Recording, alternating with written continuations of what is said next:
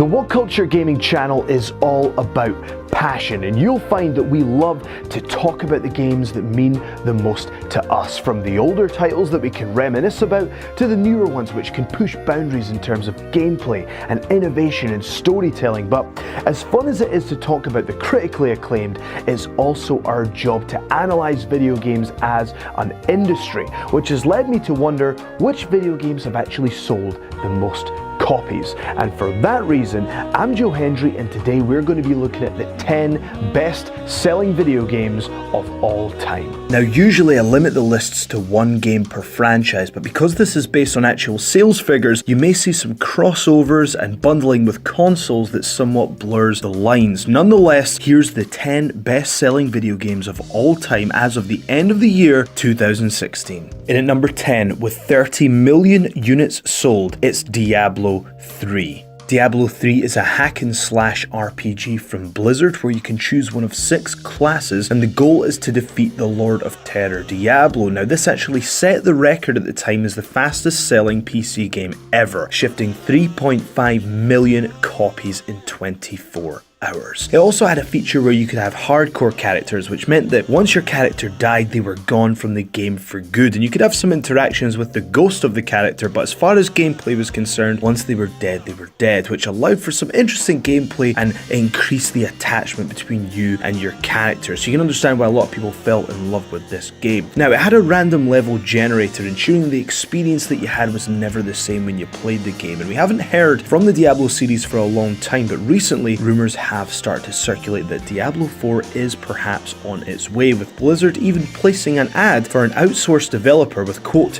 a passion for Diablo. So maybe in future we might see some more Diablo titles in a list such as this. In at number 9, it's a throwback to classic gaming with the new Super Mario Bros. For the Nintendo DS, shipping 30.79 million units, just edging out Diablo 3. Prior to this game's release in 2006, there actually hadn't been an original side-scrolling Mario game since Super Mario Land 2, 6 Golden Coins. So it'd been a very long wait indeed, and it was finally time to revitalise the series and bring back Mario 2's 2D roots. But this time, it actually featured 3D models, giving it that nice 2.5D effect on the Nintendo DS. It also had some new features which allowed you to turn Mario and Luigi into giant versions of themselves, tearing through the levels without a care in the world. So you can see why it was successful, and this game perhaps gives you an insight into the trend that's about to take place in this list, which nicely brings me to my number 8, which is Wii Sports Resort for the Nintendo Wii, shipping 32.8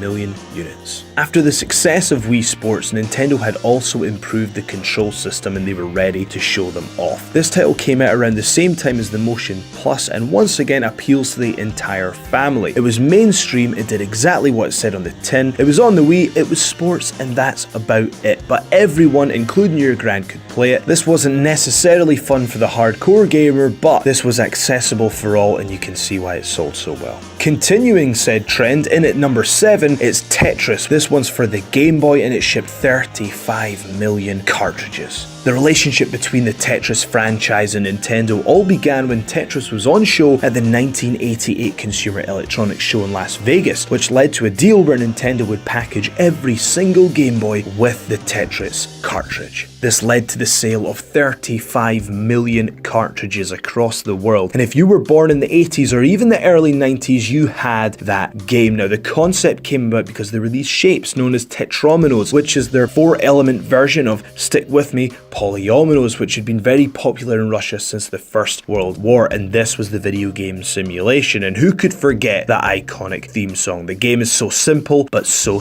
good. In at number 6, yet another outing for Nintendo, it's Mario Kart for the Wii, released in 2008 and shipped 6.38 million units. After an interesting concept in Double Dash, it was time to take it back to one racer per kart, and we had smooth graphics, bright, colourful levels, and it was the perfect party game. Now, this is the 6th installment in the Mario Kart series that we all know and love, and it's gone from the SNES, the N64, the Game Boy Advance, the GameCube, the DS, and now also the Wii. Couple this party game with the accessible controls on the Wii, which allowed everyone to have fun and take part, and we're on to a winner. This is a popular franchise, it had great great gameplay, the fun gimmick with the controls, so we can see why this is sitting as our number 6. It also allowed you to put the Wii controller in a steering wheel, which made it even more appealing to casual players. In at number 5, Nintendo continues the streak with the classic, the iconic Super Mario Bros. This is back from 1985 and it shipped an amazing 40.24 million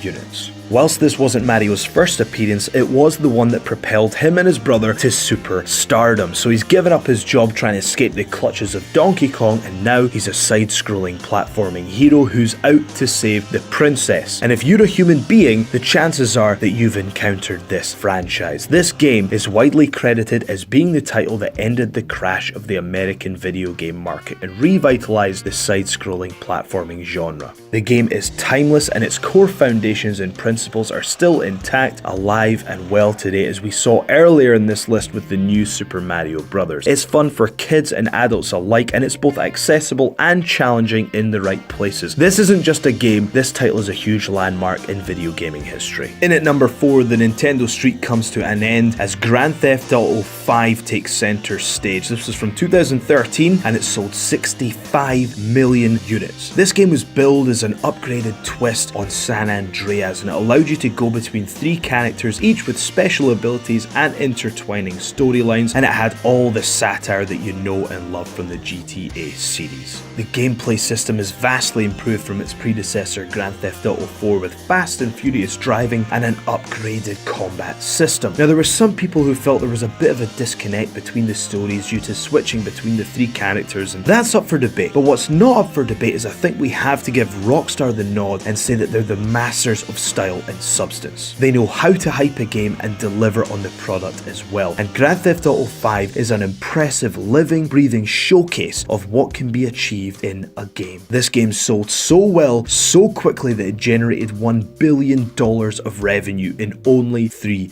days, showing that the sky is the limit for the Grand Theft Auto series. After that quick intermission, we're back with Nintendo once again at our number 3, which is Wii Sports. It was out in 2006 and it shipped 82.78 million units. Now I know earlier we mentioned Wii Sports Resort, but I'll go into a little more detail about the background of the Wii Sports franchise now. Developer Katsuya Iguchi stated that the goal for Wii Sports was to reach out to consumers who had never played video games before. Wii Sports actually began life before the Wii even existed. It began life as a tech demo where they had this virtual tennis racket, and it worked so well that it became its own game. And there were actually 2 areas of development. They had games based on sports and games for the whole family, which later took the form of Wii Sports and Wii Play. Now on the Wii Sports side of things, we had tennis, golf, baseball, bowling and boxing. And it actually began life with your character being Mario, but they said that they wanted the game to feel like you were playing as yourself, not Mario. So they simplified the avatars, allowed you to customize them yourself so it could feel like you really were playing the game. This really did feel like the first time that you could enjoy video games with the entire family for all ages and be on a somewhat level playing field. This is light fun and it appealed to the mass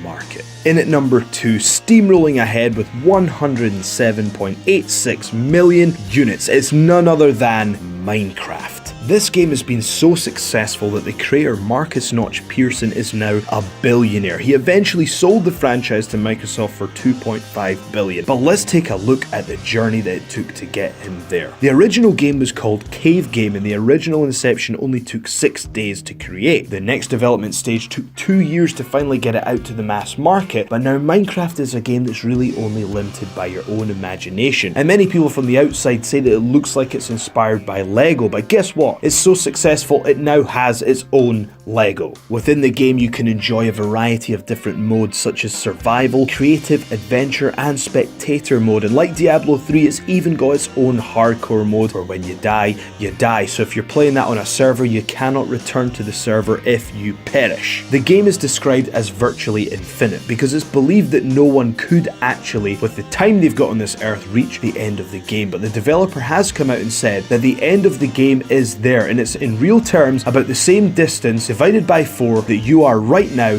to the sun. So good luck reaching the end of that. And what started as a small project has spawned into a worldwide phenomenon, loved by people of all different ages and backgrounds, and it sits comfortably at our number 2 spot. Now, before we get to our number 1, I did warn you that there would be a little bit of crossover and some blurred lines because we're dealing with factual sales. And the number 1 may or may not surprise you, but where Minecraft sold 107.86 million, this one sold 495 million copies. That's 500 million copies. And it's none other than Tetris. Now, we mentioned Tetris before because we were talking about specifically on the Game Boy, but this franchise is so strong that since then it's remained alive and well on seemingly every platform and mobile device that's available, and you can get this on your PSP, you can get it on your Windows, you can get it on Android, you can get it on iOS, you can get it on the Nintendo Entertainment System, your PS3, you can get this game everywhere. Tetris has survived the test of time, and whilst it's shifted over 70 million physical copies, it's the 425